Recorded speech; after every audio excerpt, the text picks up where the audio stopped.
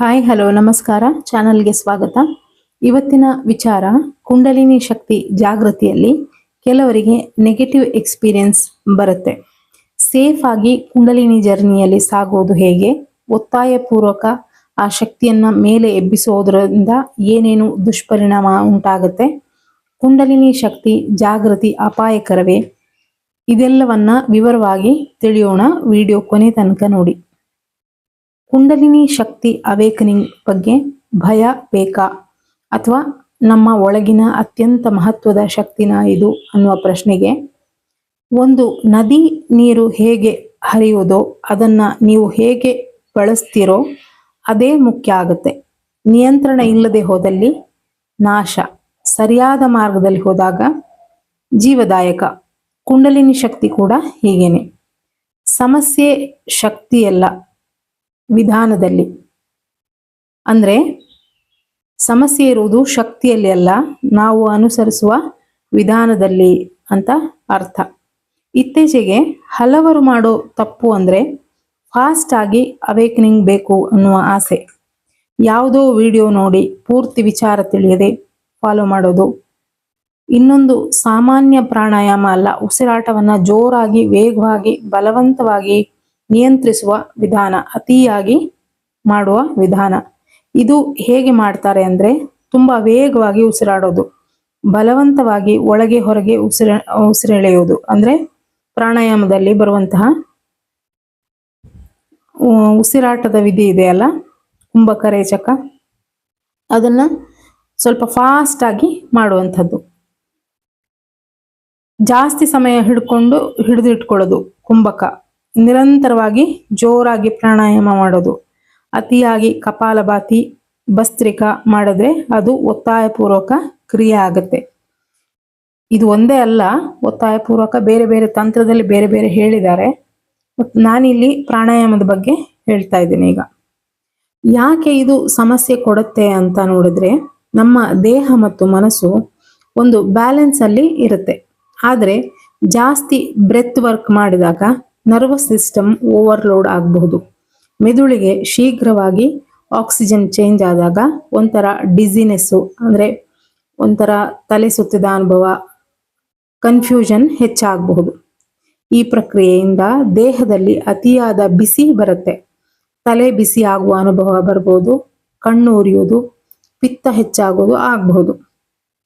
ಭಾವನಾತ್ಮಕವಾಗಿ ಆಂಗ್ಸೈಟಿ ಹೆಚ್ಚಾಗಬಹುದು. ಸಡನ್ ಆಗಿ ಮೂಡ್ ಸ್ವಿಂಗ್ಸು, ಸಪ್ರೆಸ್ ಆಗಿರುವಂತಹ ಎಮೋಷನ್ಸು ಹೊರಗಡೆ ಬರ್ಬೋದು.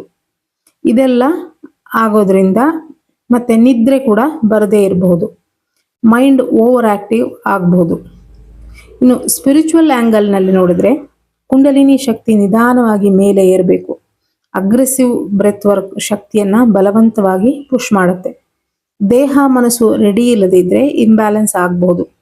ಬಿಗಿನರ್ಸ್ ಹಂತದಲ್ಲಿ ಇದನ್ನೆಲ್ಲ ಅವಾಯ್ಡ್ ಮಾಡೋದು ಒಳ್ಳೆಯದು. ಮೆಂಟಲ್ ಸ್ಟ್ರೆಸ್ ಇದ್ದಾಗ, ಸರಿಯಾದ ಗುರುವಿನ ಮಾರ್ಗದರ್ಶನ ಇಲ್ಲದಿದ್ದಾಗ ಈ ಬಲವಂತದ ಶಕ್ತಿ ಏರಿಸುವ ಪ್ರಕ್ರಿಯೆಯನ್ನ ಮಾಡಬಾರದು. ಕುಂಡಲಿನಿ ಜಾಗೃತಿ ಎಂದಿಗೂ ತಪ್ಪಲ್ಲ, ಸರಿಯಾದ ರೀತಿ ಇಲ್ಲದಿದ್ದಾಗ ಅಪಾಯಕರ. ಇದು ಕೇವಲ ಎನರ್ಜಿ ಅವೇಕನಿಂಗ್ ಅಲ್ಲ, ಇದು ನಿಮ್ಮ ಚೈತನ್ಯದ ಅಪ್ಗ್ರೇಡ್ ಆಗುವಂತಹ ವಿಚಾರ.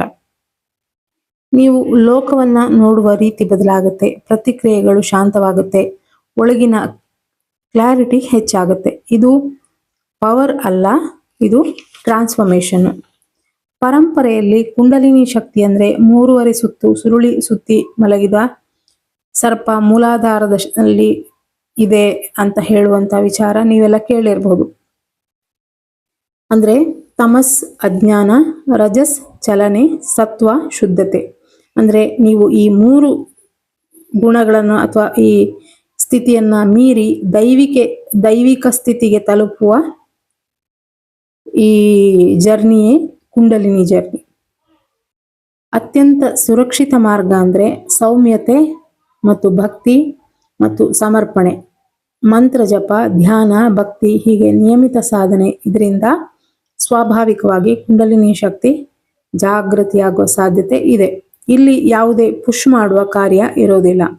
ಇನ್ನೂ ಒಂದು ಮುಖ್ಯವಾದ ವಿಚಾರ, ನಮ್ಮ ಒಳಗೆ ಇರುವಂತಹ ಒಳಗೆ ಅದುಮಿಟ್ಟ ಹಳೆಯ ನೋವು, ಭಾವನೆ, ಟ್ರಾಮಾಗಳು ಮತ್ತು ಈಗೋ ನೆಗೆಟಿವಿಟಿ ಇದ್ದಾಗ ಕುಂಡಲಿನಿ ಶಕ್ತಿ ಏರಿಸುವ ಪ್ರಕ್ರಿಯೆ ಅದನ್ನ ಜಾಸ್ತಿ ಮಾಡಬಹುದು. ಆದ್ದರಿಂದ ಮೊದಲು ಶುದ್ಧೀಕರಣ, ಕ್ಲೆನ್ಸಿಂಗ್ ಮಾಡೋದು ಅತಿ ಅಗತ್ಯ. ಯಾವುದನ್ನ ಕ್ಲೆನ್ಸಿಂಗ್ ಮಾಡೋದು ಅಂದ್ರೆ ಈ ಹಳೆ ಟ್ರಾಮಾಗಳೆಲ್ಲ ಇರುತ್ತಲ್ಲ, ಅದನ್ನ ಧ್ಯಾನದ ಮೂಲಕ ಕ್ಲೆನ್ಸಿಂಗ್ ಮಾಡ್ತಾ ಮಾಡ್ತಾ ಕ್ಲೆನ್ಸಿಂಗ್ ಆದ್ಮೇಲೆ ಈ ಕುಂಡಲಿನಿ ಜರ್ನಿಯಲ್ಲಿ ಸಾಗೋದು ಒಳ್ಳೇದು. ಇಲ್ಲ ಅಂತಂದ್ರೆ ಅದು ಇನ್ನ ಜಾಸ್ತಿ ಆಗ್ಬಹುದು. ಲಲಿತಾ ಸಹಸ್ರನಾಮದಲ್ಲಿ ಕುಂಡಲಿನಿ ಜಾಗೃತಿಯ ಉಲ್ಲೇಖ ಇದೆ, ಅದರ ಪೂರ್ತಿ ಪ್ರಾಸೆಸ್ ಕೂಡ ಇದೆ ಅನ್ನುವ ವಿಷಯ ಈ ಮೊದಲೇ ಹೇಳಿದ್ದೆ. ಮೂಲಾಧಾರ ಚಕ್ರದಿಂದ ಆರಂಭಿಸಿ ಗ್ರಂಥಿಗಳನ್ನ ಭೇದನೆ ಮಾಡ್ತಾ ಶಕ್ತಿ ಸಹಸ್ರಾರವನ್ನ ತಲುಪುವ ಕ್ರಿಯೆ ಇದು ಸೌಮ್ಯವಾದ, ಯಾವುದೇ ಉಗ್ರತೆ ಇಲ್ಲದ ಅನುಗ್ರಹದ ಮಾರ್ಗ. ಇದರ ಫಲವಾಗಿ ಆಂತರಿಕ ಪರಿವರ್ತನೆ, ಆನಂದ, ಆತ್ಮಜ್ಞಾನ ಉಂಟಾಗುತ್ತೆ. ಕುಂಡಲಿನಿ ಶಕ್ತಿ ಭಯಪಡುವ ವಿಷಯ ಅಲ್ಲ, ಅದು ಆತ್ಮ ಜಾಗೃತಿ, ಮೋಕ್ಷದ ಮಾರ್ಗ. ಆದರೆ ಶ್ರದ್ಧೆ, ಸಹನೆ, ಸರಿಯಾದ ಮಾರ್ಗದರ್ಶನ ಇದ್ದಾಗ ಇದು ಒಂದು ಸುಂದರ ಅನುಭವವಾಗುವುದರಲ್ಲಿ ಯಾವುದೇ ಸಂಶಯ ಇಲ್ಲ. ಈ ಸಾಧನೆ ಸಂದರ್ಭದಲ್ಲಿ ವಿಚಿತ್ರ ಕನಸುಗಳು, ದೇಹದಲ್ಲಿ ಕಂಪನ, ನಕಾರಾತ್ಮಕ ಶಕ್ತಿಗಳ ಅನುಭವ ಸಾಮಾನ್ಯವಾಗಿ ಆಗತ್ತೆ. ಇದರ ಪರಿಹಾರಕ್ಕೆ ಗುರು ಮಾರ್ಗದರ್ಶನ ಬೇಕಾಗತ್ತೆ. ಅಂದ್ರೆ ಗುರುವಿಲ್ದಿದ್ರೆ ಯಾರ ಹತ್ರ ಕೇಳೋದು ಅಂತ ಅನ್ನೋ ಒಂದು ಪ್ರಶ್ನೆ ಬರುತ್ತೆ ಇಲ್ಲಿ. ಅಂದ್ರೆ ನಿಮ್ಗೆ ಕೆಲವೊಂದು ವಿಚಾರ ಗೊತ್ತಾಗೋದಿಲ್ಲ, ಏನು ಇದರ ಅರ್ಥ ಏನು. ಈಗ ಕೆಲವೊಂದು ಕನಸು ಬೀಳುತ್ತೆ, ಕೆಲವೊಂದು ದೃಷ್ಟಿಯಲ್ಲಿ ಗೋಚರ ಆದಾಗ ಇದರ ಅರ್ಥ ಏನು ಅಂತ ಗೊತ್ತಾಗೋದಿಲ್ಲ. ಅದಕ್ಕೆ ಅದರಲ್ಲಿ ಮುಂದುವರಿಬೇಕಾದ್ರೆ ಗುರುವಿನ ಮಾರ್ಗದರ್ಶನ ಬೇಕಾಗುತ್ತೆ. ನಿಮ್ಮ ಇಷ್ಟ ದೇವರ ಮಂತ್ರ, ಜಪ, ಧ್ಯಾನ ಸಾಧ್ಯವಾದಲ್ಲಿ ಮನೆಯಲ್ಲಿ ಮಾಡುವ ಸಣ್ಣ ಹೋಮ, ಇದರಿಂದ ನಿಮ್ಮ ಆರಾ ಕೂಡ ಸ್ಟ್ರಾಂಗ್ ಆಗುತ್ತೆ. ನಕಾರಾತ್ಮಕ ಶಕ್ತಿಗಳಿಂದ ನಿಮ್ಮ ರಕ್ಷಣೆ ಮಾಡುತ್ತವೆ ರಕ್ಷಕ ಶಕ್ತಿಗಳು. ಆಧ್ಯಾತ್ಮ ಪಥದಲ್ಲಿ ವೇಗವಾಗಿ ಮುಂದುವರಿಯೋದಕ್ಕೆ ದೇವರ ಆಶೀರ್ವಾದದೊಂದಿಗೆ ಸರಿಯಾದ ಮಾರ್ಗದರ್ಶನ ಕೂಡ ಮುಖ್ಯವಾಗುತ್ತೆ. ದಿವ್ಯ ದೃಷ್ಟಿ ಒಂದು ಆಟಿಕೆಯ ಹಾಗೆ ಅಲ್ಲ, ಅದನ್ನ ಸರಿಯಾದ ರೀತಿಯಲ್ಲಿ ಬಳಸಬೇಕಾಗತ್ತೆ. ಧ್ಯಾನ, ಜಪಕ್ಕೆ ಹೆಚ್ಚಿನ ಒತ್ತು ಕೊಡೋದ್ರಿಂದ ಬೇಗ ಪ್ರೋಗ್ರೆಸ್ ಆಗುತ್ತೆ. ಇನ್ನು ಸಾಧನೆಯ ವಿಚಾರ ಬಂದಾಗ ಹಲವಾರು ದಾರಿಗಳಲ್ಲಿ ಹೋಗೋದ್ರಿಂದ ಮನಸ್ಸು ಗೊಂದಲವಾಗುತ್ತೆ. ಆದ್ದರಿಂದ ಒಂದು ಇಷ್ಟ ದೇವರನ್ನ ಆಯ್ಕೆ ಮಾಡಿಕೊಂಡು ಅದರಲ್ಲಿ ನಿಷ್ಠೆ ಇಟ್ಟು ಭಕ್ತಿ ಆರಾಧನೆ ಮಾಡಬೇಕು. ನಿಷ್ಠೆ ಅಂದ್ರೆ ನಿಮ್ಮ ಇಷ್ಟ ದೇವರಲ್ಲಿ ಮಾತ್ರ ಸಮರ್ಪಣೆಯಿಂದ ಸಾಧನೆ ಮುಂದುವರಿಸಿದರೆ ಫಲ ಖಚಿತವಾಗಿ ಬರುತ್ತೆ. ದಿನಕ್ಕೊಂದು ದೇವರ ಭಕ್ತಿ, ದಿನಕ್ಕೊಂದು ದೇವಸ್ಥಾನ, ಇದರಿಂದ ಖಂಡಿತ ಯಾವ ಸಾಧನೆಯೂ ಸಾಧ್ಯವಿಲ್ಲ. ಅಥವಾ ಎಲ್ಲಾ ದೇವರಲ್ಲಿ ನಿಮ್ಮ ಇಷ್ಟ ದೇವರ ರೂಪ, ಇಷ್ಟ ದೇವರನ್ನೇ ಕಾಣ್ತಾ ಇದ್ದೀರಿ ಅಂದಾಗ ಅದು ವಿಚಾರ ಬೇರೆ. ಅಷ್ಟು ಪ್ರಬುದ್ಧವಾದ ಯೋಚನೆ, ಎಲ್ಲದರಲ್ಲಿಯೂ ಆ ತಾಯಿಯೇ ಇದ್ದಾಳೆ ಎಂಬ ಪ್ರಬುದ್ಧತೆ ಬಂದಾಗ ಬೇಗ ನಿಮ್ಮ ಜರ್ನಿ ಮುಂದುವರಿಯುತ್ತೆ. ಇನ್ಫ್ಯಾಕ್ಟ್ ಪ್ರತಿ ಜೀವಿಗಳಲ್ಲಿ ಅವಳೇ ಇದ್ದಾಳೆ ಅನ್ನುವ ಪ್ರೌಢತೆ, ಪ್ರಬುದ್ಧತೆಯಿಂದ ಕೂಡಿದ ಯೋಚನೆ ಇದ್ರೆ ನೀವು ಸಫಲರಾಗಿದ್ದೀರಿ ಎಂಬ ಅರ್ಥ. ಸೊ ಹೀಗೆ ಕುಂಡಲಿನಿ ಜರ್ನಿ ಅನ್ನುವಂಥದ್ದು ಅಪಾಯಕಾರಿ ಅಲ್ಲ. ಅದನ್ನ ಸರಿಯಾದ ಮಾರ್ಗದಲ್ಲಿ ನಡೆದ್ರೆ, ಅಂದ್ರೆ ಹಲವಾರು ಮಾರ್ಗದಲ್ಲಿ ಇರೋದ್ರಿಂದ ನಿಮಗೆ ಯಾವ್ದು ಸೂಟ್ ಆಗುತ್ತೆ ಅಂತ ನೋಡ್ಕೊಂಡು ಅದರಲ್ಲಿ ಮುಂದುವರೆದ್ರೆ ಫಲ ಖಂಡಿತ ಸಿಗುತ್ತೆ ಅಂತ ಹೇಳ್ತಾ ಮುಂದಿನ ವಿಡಿಯೋದಲ್ಲಿ ಸಿಗ್ತೀನಿ. Thank you for watching.